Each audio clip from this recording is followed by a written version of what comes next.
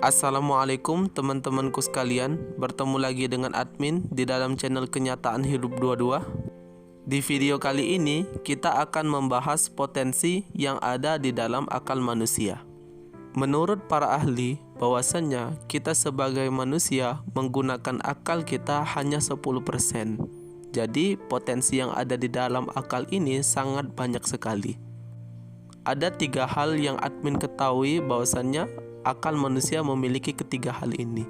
Yang pertama adalah berpikir secara menghafal, dan yang kedua adalah berpikir secara kreatif, dan yang ketiga adalah berpikir secara analisis. Berpikir secara menghafal ini adalah orang-orang yang sering sekali belajar yang namanya ilmu sejarah, ilmu hukum, dan ilmu politik. Karena berpikir secara menghafal ini adalah orang-orang yang mengingat pelajarannya.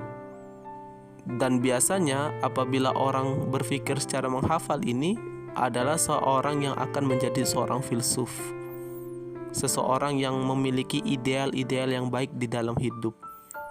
Dan ciri-cirinya adalah orang-orang yang menyukai ilmu sejarah, ilmu hukum, dan ilmu politik, ilmu sosial. Ini adalah ciri-ciri orang yang menggunakan akal secara menghafal. Dan yang kedua adalah orang-orang yang berpikir secara kreatif.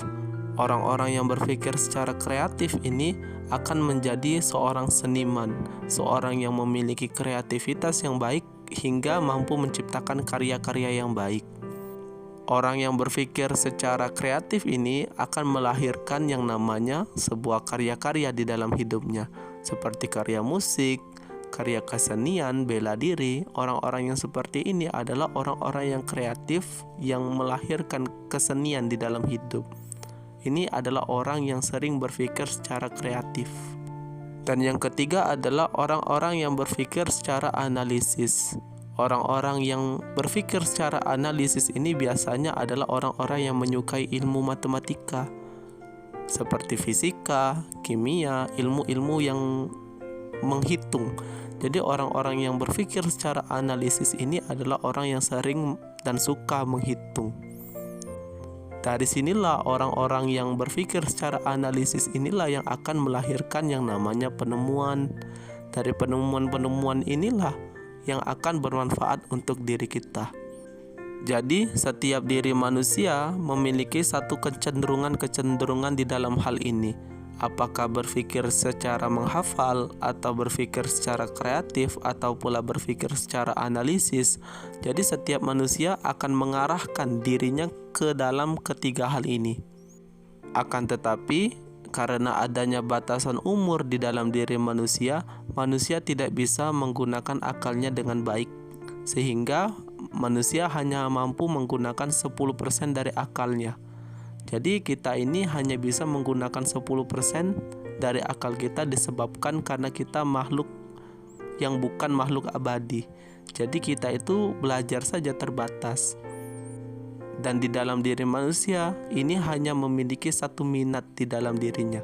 Entah itu berpikir secara menghafal, atau berpikir secara kreatif, atau berpikir secara analisis. Jadi setiap diri kita hanya mampu mengikuti satu hal ini saja.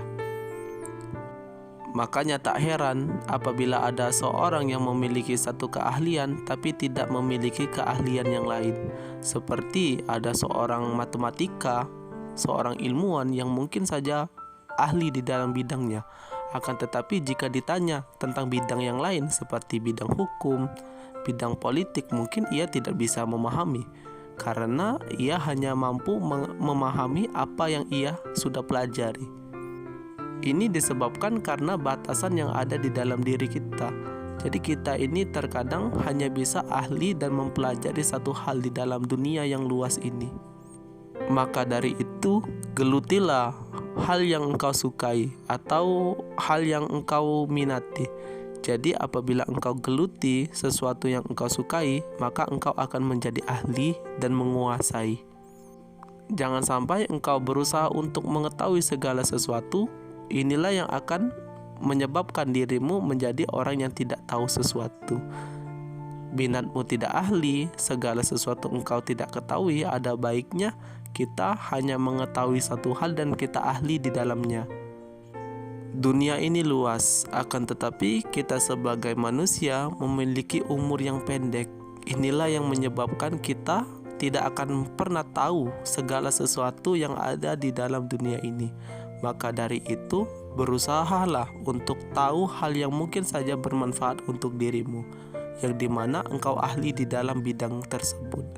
Jadi, pelajarilah satu hal hingga engkau menjadi para ahli. Semoga bermanfaat. Mungkin sampai sini saja penjelasan admin di video kali ini. Lebih dan kurang admin mohon maaf. Kepoin terus channel admin karena masih banyak sekali pemikiran-pemikiran yang ingin admin bahas untuk teman-temanku sekalian. Saya admin undur diri. Selamat bertemu lagi di konten selanjutnya. Wassalamualaikum warahmatullahi wabarakatuh.